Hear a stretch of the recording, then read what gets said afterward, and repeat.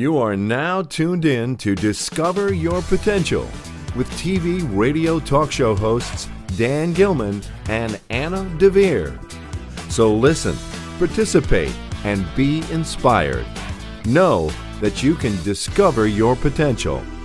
Here they are, Dan and Anna.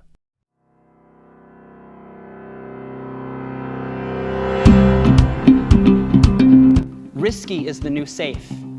Focusing on your 1%, the one thing that makes you special, that makes you unique, and connecting with an audience online is the future. Because I believe that we are created with this dream, this thing we are supposed to do, this idea we are supposed to share, that we are the linchpin in our own community, and then if we don't speak up, who will? And now you can, because of technology, because of the connection that we have. So what about you? Where are you? What is your dream that you're maybe a little afraid to say? How can you define it? How can you define what that mission to pursue is? Put a deadline on it. Maybe you need a mentor, somebody to guide you, a trusted advisor. Share it with your friend. And maybe you're already a little advanced. You already have your idea. You've clearly defined your mission. You have some advisors, some mentors, some people to help you along the way. But you hit a wall. In running, you hit a wall and you keep going. That's the mindset you need to develop. And so to have this mindset of learner persistence, of continuing through that, what Seth Godin calls the dip, because failure is feedback, and to move forward is the only way that you're going to be successful today. So my challenge to you today is, will you do your impossible? Thank you. Brian, so glad to have you here today. Hey, Dan. Hey, Anna. Thanks so much for having me today. Of course. Thank you for being here today. We really appreciate it. So I'd love to learn more about you, what you're doing. And also I had the first question that I had, because this is all about discovering your potential. Yes. But how did you discover your own potential and realize your mission to help authors and speakers and just anyone that really needs support? Amazing. Well, we could trace my origin story to any number of points, but the most poignant one, I think, was when I was 18 years old. I was a freshman in college, and I was going to the college, in this little college up in Canada. And I was in a life-changing car accident. It was a slippery road, black ice, skid right onto the highway, and I was T-boned. And this car coming right at us, highway speed. And as it's slow motion, Dan, in slow motion, I saw this car coming right at me, 18 years old, leaned over to the middle of the car, crash. And I thought that was it. I mean, I was going to die in the car accident. I'd wake up in heaven or whatever. And like literally my life flashed before my eyes. And I remember this feeling, even just in this millisecond of this, before this crash, of regret, this feeling of, whoa, this is it. Like I could have done so much more. I could have helped so many more people. And so it felt like an hour went by, but it must have been a second. And I opened my eyes, and instead of seeing the pearly gates or whatever, I saw these two hands, and they were clenched like this, because I was like leaned over in the middle of the car. And I remember looking at my hands, 18 years old, looking at my hands and slowly opening and closing my fingers. And I remember just this I was just crying, just this feeling of, I can do something with these hands and I can make an impact on people. And that really was a turning point in my life, from using my hands for me, what can I get, to what can I give? And that for me, that shifted my whole career from trying to be a rock star. You know, I was getting my music degree, and I was in a band on the weekend and the whole thing, shifting from there to starting to do guitar lessons. And then I volunteered at a summer camp, and then I ended up becoming a school teacher. And that's really where I just understood the value of your life is in what you give and not what you get. And that really set me on a new course of investing in others. And now I can just continue that 20 something years later. When I invest in messengers, when I invest in you and people that have a message to share and an audience to serve, the impact of these hands is exponential. It's multiplicative. There you go. I think that's a word. Exponential in terms of the growth, because it's not about me and my words and my hands. It's about how I help you get your words out there. And that's really the turning point in my life, was way back then. That's incredible. That's like a really young age to decide that you're giving and living a life of service, man. That's incredible. Thank you, Anna. Yeah. I mean, I can relate to that. I was a musician growing up, and yet I always felt sort of mission-based. Didn't take a near-death experience like you described, but I certainly can relate to that turning point. So I want to hear more about what you do. Go ahead, Dan. Ask the hard-hitting question. Well, also you've in the past too, because I've watched a lot of not only videos of you, because you produce a lot of content, but you mentioned navigating, and I know this is kind of moving away from what you were just talking about, but I wanted to ask this, but you mentioned navigating tech overwhelm. Yes. And what are some common technology challenges you see in your field, and how do you recommend addressing them? That's such a good question. And I can go back to the other stuff, because that was really important what you were talking about, kind of building your purpose just from that experience that you had, which was extraordinary. I'm sorry you went through that. Well, thank you. It used to be that if you wanted to write a book, there was a pretty step-by-step process that made sense to a lot of people, right? You would type it, or you would write it out, and then you would find somebody to print it, or you'd find a publisher that you could work with. And then the publisher would take your words and print them in a book, and then it would be in a bookstore and people could find it. And you could tell your friends, hey, my book's in a bookstore.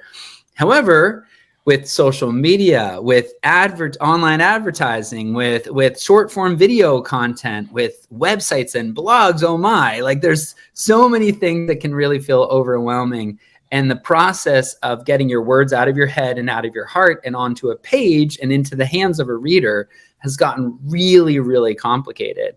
So I think where people feel overwhelmed is in two things. I think number one, they get overwhelmed with the strategy. So I don't know how to grow an audience. I don't know how to get my book in Target. I don't know how to get my book on Amazon. I don't even know how to get my book printed. So the strategy, but also the technology. The technology feels like it's changing every day. The algorithm changes. The apps are updated almost every day. So the apps are literally changing every day. And so what used to be something that felt a little bit more simple, which is I write words and then I can share my words. Well, now it's not even words, it's video. Like, how do I make this short form video and people are dancing? Do I need to dance and point? There's a trending music. Like, it just feels so overwhelming when really at the end of the day, you just want to help people. You have a story. So if one of our clients, Larry, he's in his 80s, he wants to write a book. He's writing a book with our publishing company, Hope Books. He's writing a book about a boy and his dog.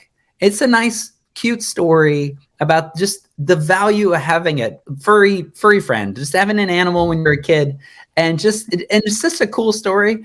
Larry doesn't need to know how to use TikTok in order to get his message out there, but it can feel really overwhelming to try to figure out, how do I do this? And so I think that's where a lot of people get stuck, is thinking. Here's the thing. It's thinking that you have to master all of the things. So my suggestion is just to focus on one. Pick one person and one platform, and that's it. And actually, even though there's a lot of other tools out there, I still think if you're Larry and your target is 50-year-old people, Facebook's still where it's at. Posting on your personal Facebook, just a nice comment can actually break through a lot of the noise. And so it's about being you, being authentic, and picking one platform to share instead of trying to do all the things that are out there. Oh, that gives me hope already. I mean, you're absolutely right. Know where your audience is. Because I can tell you where my audience is not, and it's TikTok, right? That's right. Oh, no, there is an audience there, which is really exciting. If you're looking for a new audience, especially if you have some life experience, what I've found is there's an abundance of information, but there's a lack of wisdom.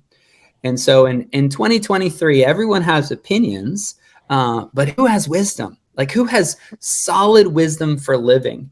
And so this generation is looking for good content. Like they actually are. They're looking for something that can help them, whether it's help them make money, whether it's help them with their relationships, whether it's to help them with their health and their fitness. They're looking for good information. And I see it as our duty. It's our responsibility as people who have figured some stuff out, right? I'm 44 years old. I've figured some stuff out in my life. I don't know everything, but there's a couple things I know a lot about and a lot I know a little bit about. And so if I focus instead, what are the couple things I know a lot about? Share what I've learned, because I can take a decade of experience and convert it into a day of transformation. So transforming a decade into a day, I believe, is our responsibility. If I can help somebody else skip 10 years of struggle because I happen to teach what I know, because they can read it in a book or they can listen to it on a podcast, that's a life well lived. And so if Brian was in an accident today and I had that same moment of looking at my hands and going, how have I used them? I would look back on the last 20 something years and say, I've helped other people get their message out and encourage others. And I think the ripple effect of that is generational, like it's multi-generational legacy. And I think that's what each of us can do with the technology that we have, is share our story and encourage others to move forward. That's fantastic. I think I'm vibing on our generation, and you talk about ripple effects, but I think our generation might be a little more okay with embracing mistakes. I don't know if you feel that way, but are there some mistakes that you think that you could help other people avoid, like right out of the gate? Yeah, I think it used to be that people said that like a recipe for depression is to compare yourself to the Joneses. You remember we used to say the Joneses, and that the idea was the grass is always greener. In other words, your neighbors. And so we would see a neighbor who just got a fancy new boat, and we'd be like, I don't even have a boat. And then we'd feel really bad about ourselves because we're not successful enough because we don't have a boat, or we didn't get a pool. We didn't build a pool in our backyard. And so we're looking at our neighbors. Well, the thing is, that was at least somewhat logical because they're at least in the same stratosphere of income and neighborhood. Now our neighbors are the most famous people in the world, and they are the top 0.0000001% of everything. So like, it would be a miracle if I was at like a trampoline park with my kids and I did a flip. Okay. If I did a flip, that would be amazing. And that would be really incredible. Now I can go on YouTube and I can watch people do like quadruple flips. And so my flip feels good to me, but then I go on YouTube and I'm like, oh my goodness, I can't do a quadruple flip. I'm a failure. And so I think we all do that. We go, well, I'm the only person in my life that I know that has a podcast, so I'm feeling pretty good about myself. I just went to the podcast directory and I saw all these other people who have podcasts, and they're better than me, and they're more good looking than me, and they have more subscribers, and they've been doing it for 10 years. And I should probably just quit, because we compare ourselves to the world-class performers. And so I think in fairness, what we should instead do is compare ourselves, not to somebody else, but compare ourselves to where we used to be. What was my life like a year ago? Did I make improvements over the last year? How did I take big steps over the last year? And so Ben Hardy has a great book called The Gap and the Gain. And this is how I try to live. Like, I want to focus on the gain. How much progress have I made, instead of on the gap, which is the deficit that I still feel. No, that's a great answer. That's awesome. Yeah. Yeah. It's interesting. I wanted to ask before, like, can you share, harkening back, but can you share an example of a success story from your coaching experience that particularly stands out to you? Oh yeah, there's so many. I think that the biggest success story, I think, is like the biggest transformation, I think, doesn't happen financially or even audience wise. I think it actually is, what do they say? Like, the biggest distance between anything is between our head and our heart, like actually believing something for ourselves. And so to think about a couple of my coaching clients through the years of how they finally took that step to, step into their greatness. Like the idea that you were born for this time, that it's really easy to go, man, life would have been better for me if I was born 10 years ago. Or, oh my goodness, wouldn't have life have been better if I had this degree, or if I had this education, or if I didn't marry that person, or, if I was the firstborn and not the lastborn, or if my parents stayed together. Like, we can always look for things that we wish were different. But instead, what if we looked at the ingredients of our life and we said, what can I do with this? And so to see my clients go, oh, I might not be the world-class expert, but I can be a little expert in my own world. A first grader looks at a fourth grader and sees an expert. And so for me, I think it's about seeing my coaching clients say, you know what, I don't think I can change the whole world, but I can change one person's world. And so generally what that means is they have the courage to finally make their first offer. Like, that's the big shift. And so, like, just think about one of my coaching clients, Jennifer, like the first time she decided to offer a coaching group and to say, listen, because she was doing like creative arts. She was like painting and showing people how to do faux painting in their homes, like on walls. It was really cool. And because here's the thing, what's obvious to you is magic to other people. And we all have an obvious magic. We all have something we know how to do. Like, for example, because I was a musician for so long, when I go to a church service or a concert or a after 5 event, I can hear if the microphones are tuned. Like, there's a process to EQing the room. And I know if the microphones sound good or if they don't sound good. I can just tell when somebody says, check, check. I know immediately whether or not the sound person knows what they're doing or not. That's because I have the curse of knowledge, right? Like, I've been doing this so long. And so the thing is, when we walk into a room, we notice what's broken because we have expertise. And so if your skill is hospitality, you feel the room and you're like, man, this room feels cold. Like, nobody greeted me. Or if your skill is marketing, you're looking for the branding, you're looking for the signage. If your skill is music, you're listening. If your skill is networking, you're looking for the networking opportunities. And so I think for each one of us, if we lean into the thing that frustrates us and we lean into service, that's where people get really value out of life. To put your head on the pillow at night and say, man, that was a good day. It's usually when you gave back. And when you took what you know and you shared it with somebody and you helped them move forward. Oh, that's great. That's really great. I think you're getting to something that I love. I naturally encourage people because everybody, like you say, has a secret sauce, right? Yep. And so in understanding your own offering, it's knowing where your field of expertise and then believing in yourself. Yeah, that's right. 100%. Now, if I can say something more broad, then do you think there's one like really important skill for success, whether you're an author or public speaker or faux finisher? Is there one skill that you would put above others that kind of helps you succeed in today's I think it's diligence. I think discipline and diligence, which are related, I would even use them as synonyms, which is like that 1% better every day. It's like, how can I exercise that habit? How can I improve my skill just a little bit? They say luck is when preparation meets opportunity.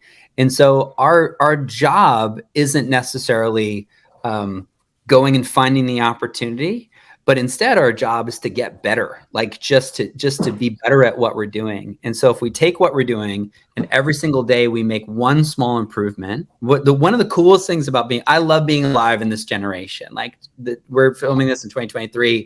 2023 is the greatest year in the history of the world, because this is the opportunity we have today to make a difference for people. And what I know is that if you keep getting better at what you do, see, the comedian Steve Martin has a quote from like the 70s. It's one of my favorite quotes. And he says, be so good, they can't ignore you.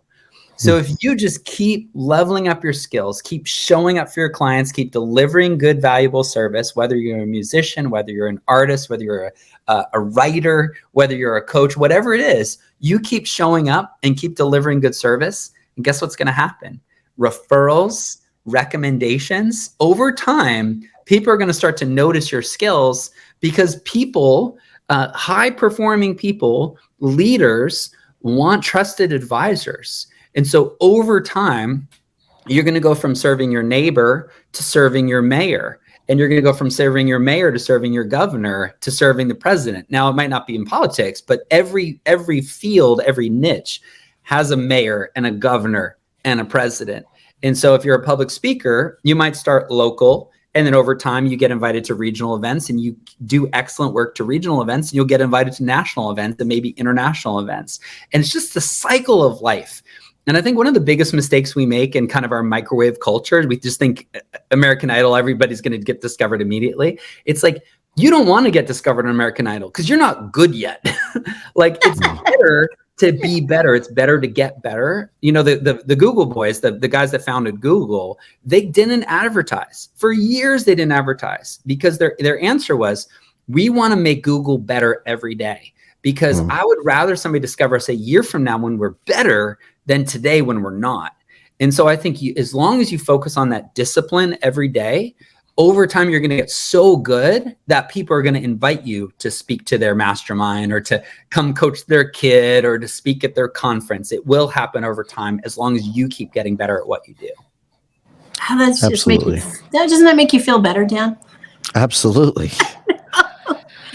Nothing like hosting a show about discovering your potential. I feel like our guests make us better every single time. Thank you, Brian. Yeah, it's incredible. Yeah. I also wanted to segue, because I wanted to talk about authenticity, because that's actually a key part of your mission, right? So that's right. There's no other way to be. Right. Well, could you explain why it's so important? That's how one can maintain it while trying to sell their products or services, or just their brand themselves. Yeah. Right. Because there's a lot of coaches too out there. I'm not going to point names of people, but who aren't authentic. Right. So I love that. Yeah. Authenticity is really key. Well, here's the thing. Like, eventually, I think Oscar Wilde said, what's done in the deepest in the deepest dungeon will one day be proclaimed from the rooftop. And so the reality is, one day you're going to be found out. I mean, you think about anybody in politics who's had a scandal, they were two people. They were their public self and their secret self. And guess what? One day their secret self came out, and that really sucks. Like, it's not fun to be exposed. And so what if instead you were just you? Like, you were just you all the time. And so the Brian I am on the call right now is the same Brian I am when I'm talking to my kids. It's the same person I am when I'm hanging out with my friends, or when I'm on a stage. There's just one version of me. And I think that for me, that was probably the accident that really changed that, because I do feel like I was living a bit of a double life in high school and a little bit in college, right? I kind of put on the face this way, but then I would act this way. And you know, the Bible, I'm a Bible guy. The Bible says a double-minded man is unstable in all his ways. And so authenticity and vulnerability really starts with integrity, which means being the same person no matter who you're talking to. Now, I talk differently to somebody who has a doctorate degree than to somebody who's in kindergarten, but I'm still the same person. It's just the way I phrase the message, the way that I translate or craft my words. And so I think when I think about selling, I actually told a coaching client this today. I had a coaching call, and he's thinking about starting a mastermind. We have a mastermind in our company. You know, it's a small group that we invest in over the course of a year. They invest in us and we invest in them. And he said, like, what's the secret of selling a mastermind? And I said, here's what you do. You just create something cool. You just be like, wouldn't it be cool? So our mastermind, I said, wouldn't it be cool if we all went to Chicago? We spent 3 days talking about our business. We went to an escape room together, and we went and had fancy dinners and just celebrated our success. Wouldn't that be cool? And the right people are like, that would be cool. I would love to do that. And my sales process is, well, come on in. Like, this is what it costs. It's not free, but it's worth it. The investment is worth it. And I think when you do cool stuff and you just lean into what you love doing already, and you just invite people, you know, one of my old pastors said the key to mentorship is just never go anywhere alone. You just invite people to go with you. So he said he was mentoring a young pastor, and he had to go fill up the gas in his car. And he said to the young pastor, he's like, hey, you want to go fill up the gas? And the pastor was like, oh, yeah, I'd love to fill up gas with you. It's so small, but guess what? Mentorship happens in the moment. It happens by what they call it, managing by walking around. I think mentorship by walking with somebody, right? A student will become like his teacher. And so what we do is we live our lives openly. That's what the coolest thing about social media is. I can share with you how I'm a dad. I can talk to you about how I treat my wife. I can tell you about how I run my company. And then if you recognize those things as excellent, you go, man, I want more of that. And if you recognize those things as not, you can unfollow me, no problem at all. But the people I'm meant to serve look at my life as a father, as a husband, as a business leader, as a faith-filled person, and they go, I want that. I want more of that. So then when I invite, hey, come to my conference, we're so excited about our Hope Story conference, then people go, oh, I want to buy a ticket. This is amazing. But some people are going to say, no, he's not for me. He's too much for me. And so I think authenticity is understanding that not everybody's going to resonate with you. But the secret in life is not everybody resonates with you, right? I only needed to find one spouse, not 11, and I only need to find a few coaching clients, not a million of them. And so I think you being real, you'll attract your right person if you are fully you. I love that. Oh, I love the fact that you're just inviting people for the ordinary. I agree with you. When you're really invested in the present moment, there's teaching happening everywhere. Yep. And what a great concept. I'm totally going to rob that, Brian. Oh, so good. So good. Yeah, This yeah. is so fun. Thanks for having me. Can you tell us more about the Hope Conference? That would be great. I'm sure a lot of people would love to hear. Yeah, one of my favorite things that we do is we do live events. I just think there's nothing quite as transformational as taking some time out of your day to day, getting on a plane, saying goodbye to your family for a few days, getting on a plane or getting in the car and going somewhere where you're surrounded by like-minded people. So the people that I serve, there's only two things that they believe. They have a message to share and an audience to serve. So if you believe that you have a message to share, that what you've been through isn't wasted if you share it with somebody else to help them go through the thing they're going through, that's the message part. And then the audience are people who need that transformation. So if you believe you have a message to share and an audience to serve, then come to the Hope Story Conference. The Hope Story Conference is all about helping you discover, share, and publish your hope story. And so it's the next one is coming up in January. We have it every January in Florida. HopeStoryConference.com is the website. And we have 4 tracks at the Hope Story Conference, because I think that these are the 4 ways we share our message, at least this generation. Writing. So we have a writing track. So that's writing your book, that's writing your blog, that's sharing your words on social media. Speaking, so that's speaking on stages, that's telling your story. Podcasting, which is what we're doing now. So that's interviewing and interviewing and being interviewed, but being able to develop your skills in the microphone where people are putting you in their earbuds. And then finally, entrepreneurship, because I believe that you can build a multi-6-figure business sharing your story and serving your audience. And when you share your story and you serve your audience, you can have a life that is so fun. It's so fun. You can work anywhere you want. You can make as much as you want. You can help as many people as you want. And the best thing for me, I believe, the best thing is being able to put my head on my pillow at night and go, man, like I helped a lot of people today. Like that feels really good. So the income's great, the impact's great, but more than that, you feel like you're doing what you're made to do. Yeah. And not a lot of people have that. And so that's really what the Hope Story Conference is about. And we're really excited. It's gonna be a lot of fun. I'm so glad you have all those tracks. It's important that people feel comfortable and then get a little uncomfortable, but I'm sure that's really inspiring. Full disclosure, I'm going to tell you that one of the things I struggle with is social media. Yep. And I was just curious, like, what would you tell somebody that has no online presence? Like, what are some tips to kind of break that barrier? And you talked about authenticity, which I really appreciate, because if you're okay with sharing, I pull back a little bit because I'm in podcast world and I feel like a lot of people know enough about me, but is there anything you could share, like top tips for people that need to really be a messenger online and maybe don't want to share everything? Or what would you tell somebody like me? So what I want you to do is I want you to think of your little nephew or your little niece. So think about, and if you don't have a little nephew or a little niece, like think about somebody in your life who's at least 5 years behind you, if not 20 years behind you. So for example, like I have a nephew and several, and I think about one day, the one I'm thinking about right now, his name's Isaac, and he's like 12 years old. And I think one day Isaac might want to do what Brian does. Like one day he might want to be an online entrepreneur. And I really care about him because he's my sister's kid. And so he doesn't need famous people to tell him how to live and how to build a business. He just needs Uncle Brian. And so what I would do is I'd take out my phone. This is what I do almost every day. I take out my phone, I look at the camera, and I think, okay, what can I share with Isaac that'll help him one day? Because he's not 12 years old. He's not ready for it yet. But that helps me think about how I want to come across and what kind of content I would want to share. And so I don't chase trends. It doesn't matter what cool music is happening right now or what other people are doing, because it's not for anybody else except for my little nephew. And so if I would recommend every day, because of discipline. So if every day I took out my phone, I looked at my phone and I said, okay, Isaac, when it comes to hiring people, here's my 3 best tips for hiring people.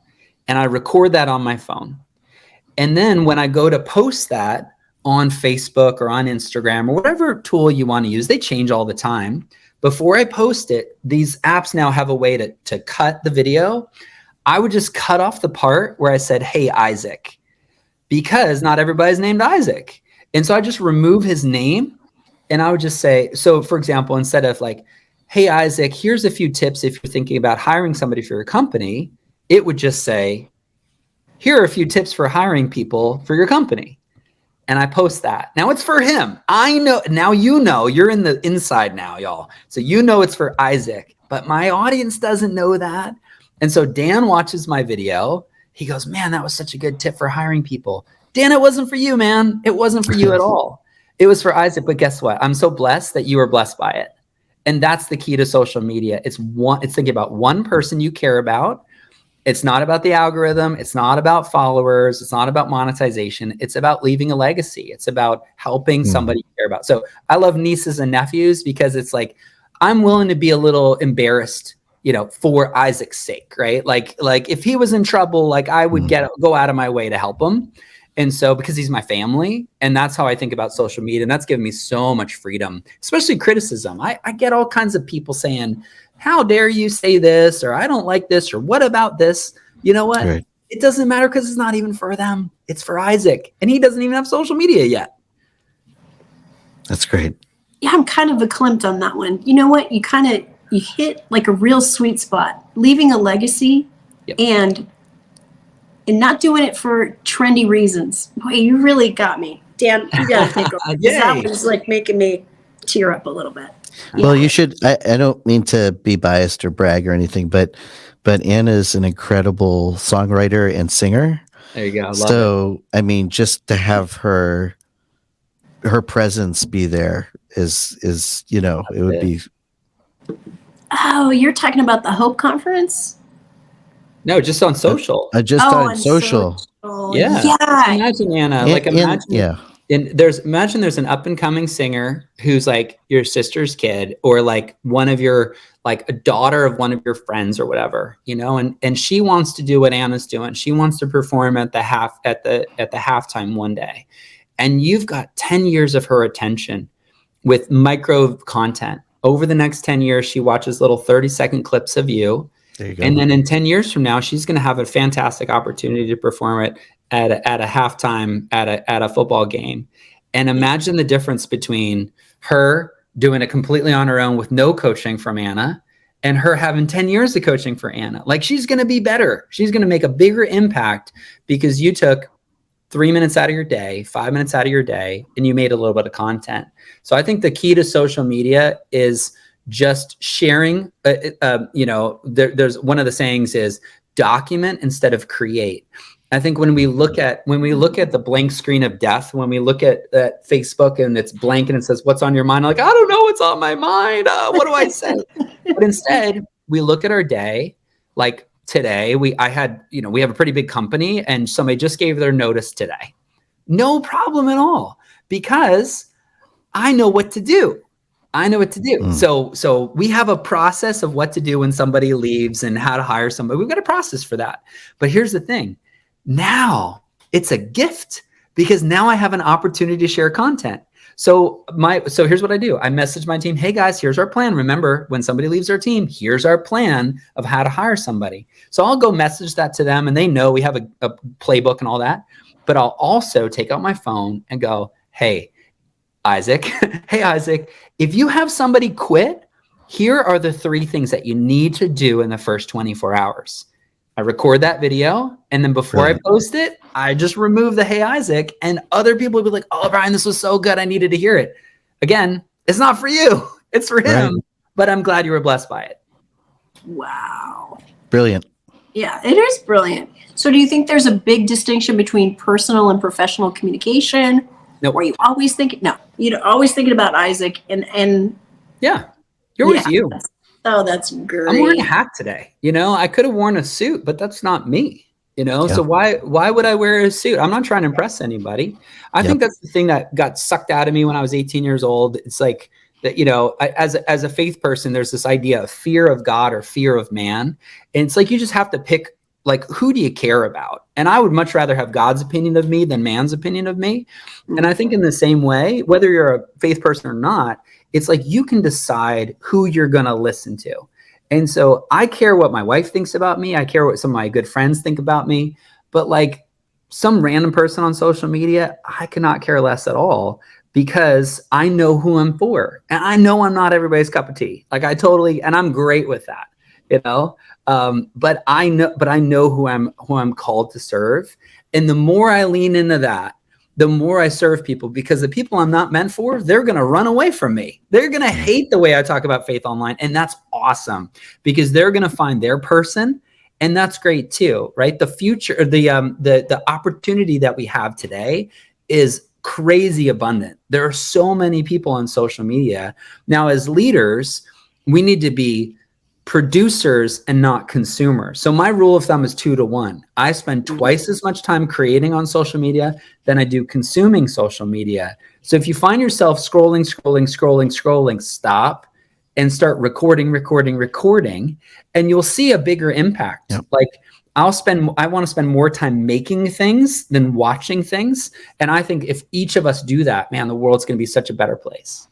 100%. Without a doubt. Do you have a strategy for dealing with negative comments or negative feedback? Or yeah, I think it's about knowing who you are. It's really about being secure in your identity, and identity is a real trigger word in our society, right? There's some real basic things that we used to believe that people are questioning. Is that even true anymore? And you can be a unicorn if you want to call yourself that, and I think it really comes down to what is your natural gifting? So I'm really big fan of all the personality stuff, so the strength finders and the Enneagram and the love languages. Like, I think that each one of us came with a user manual. We just have to write it. And so I think you go take a bunch of those personality tests and you go, man, I'm really good at starting things, but I'm terrible at finishing things. Awesome. I need to find a finisher. I'm going to be the starter. Now I have a business partner. Okay, I'm really good at sharing words online, but I'm terrible at editing those words. Like when I post without somebody else helping me, there's a lot of spelling errors. Okay, great. I need an editor. And so I think if we realize, what did Einstein say, right? If we judged a fish based on his ability to ride a bicycle, we'd say that he was stupid. And so it's like, okay, cool, I'm a fish. So I'm not going to be able to ride a bike. I'm not going to be able to climb a tree, but I'm going to swim like crazy. And so I think figuring out what's your lane, what's the thing that you're really good at, what's your natural gifting, and then looking at that and going, who needs that? So yes, I'm a bold guy. I'm a futurist. I'm a visionary. I'm an encourager. I'm a teacher. So how can I lean into people who need a bold guy who's a futurist, a visionary, and a teacher? Working at a bank, not going to happen, right? Speaking at conferences, running a company, creating training, that's rock solid for me. So, but other friends were terrible on stage, but they're really good at the bank. And so I think it's like, figure out what's your thing. That's why I think our whole education system is really flawed, because we're just trying to create people that look exactly the same, right? We grade everybody exactly the same. So figure out what's your gifting and lean into that and get skilled at the things that you're naturally gifted at. And you're going to make a bigger impact. And I 100% believe this day and age, you're going to make a lot more money doing the thing you're good at than the thing that you're kind of okay at. Yeah. So knowing your why. Yeah. Know your why, know your who. You know, Yep. I think I have a book called Start With Your People. And it's really just about, man, you already know everybody you need to know. I just don't believe in networking. Like I don't have to go to a conference to go meet somebody. I just have to show up for the people that are already in my life, because they know people who know people who know people, but they know me right now. And my reputation, right? If you're just getting started, your reputation is terrible. Like your skills are not great. And so get good, serve the people in your life right now. And that what will happen is you showing up for them is going to lead to them recommending you to the next person, who will recommend you to the next person, who will recommend you to the next person. That's what the book's all about. Just show up, start with your people, show up with the people in your life already. And over time, your thing will grow. Yeah, that's great. No, I've heard that 90% of life is just being able to show up. Yeah, that's right. It's so true. Yeah. And having a willingness to help, like a couple hours ago, I dropped off, we're going through a process of moving. So I dropped off a bunch of stuff at Goodwill, and the guy was having a bad day. Like he was kind of grumpy about like helping me take the stuff out of the car that I was donating it. Like if anybody's going to be friendly in the whole world, it's the guy who's accepting donations, Right. And it's like, it kind of hurt my day. Like I was like, man, why is that guy so grumpy? I'm trying to give him stuff for free, Well, guess what? I'm not recommending that guy. I even thought about calling his manager and be like, that guy's not a good front desk, like front service guy, But imagine if he was amazing. Imagine if he was like, hey, thank you so much. And what you're doing by dropping off that dresser today, that is impacting somebody's life, and that matters. And I just want to say, I just want to personally say thank you for dropping off that dresser, because that's going to impact people's lives. You know what I would have done? I would have talked about him on LinkedIn. I would have referred him. I would have called a couple of my friends and said, listen, if you're looking to hire somebody, you got to hire Steve. He's incredible. And so that's it. Steve had an opportunity. He doesn't know that I'm a multi six-figure, seven-figure business owner with a big team and a huge social. He doesn't know who he just met.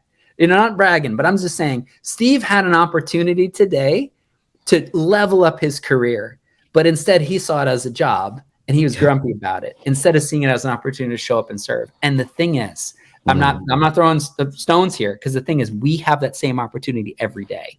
We don't know who's in front of us or who is behind us in line. But if we show up and serve people in our life, it's going to pay dividends over time, every time. That's great.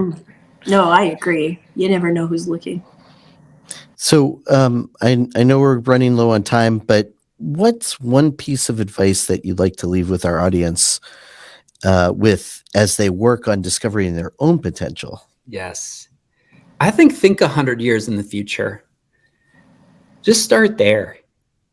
I think 100 years in the future. And so I'm 44 years old. So I'm probably not going to live until 144 years old. Like, it's just statistically, I'm probably going to live till like 85 or 90 years old. So 100 years in the future means I've been gone for 50 years. So what can I do today that's going to last for 100 years in the future? And so number one, it's the way I show up for my family. Like they're going to remember, my kids will remember me in 50 years, right? They're little right now. So they're going to be like in their 60s. They'll remember me in 50 years, 100 years. They're going to have told stories to their kids in 100 years from now. How can I build something that lasts 100 years from now? I think that's the best place to start, because in our culture, we're so focused on the screen in front of us. We're so focused on the news of the moment.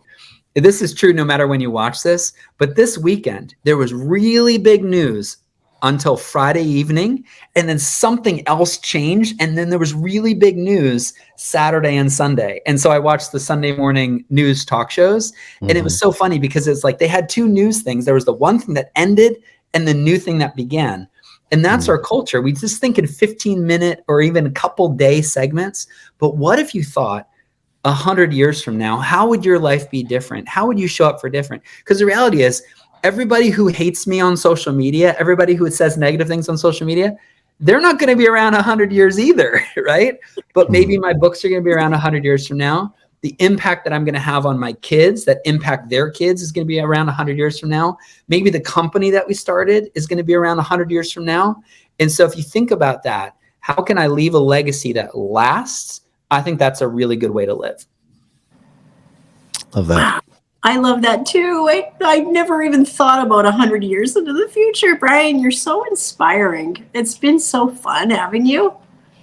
Thank you so much. This has been so much fun, and it's just so honored to serve your audience. And I believe we all are given a massive, massive potential.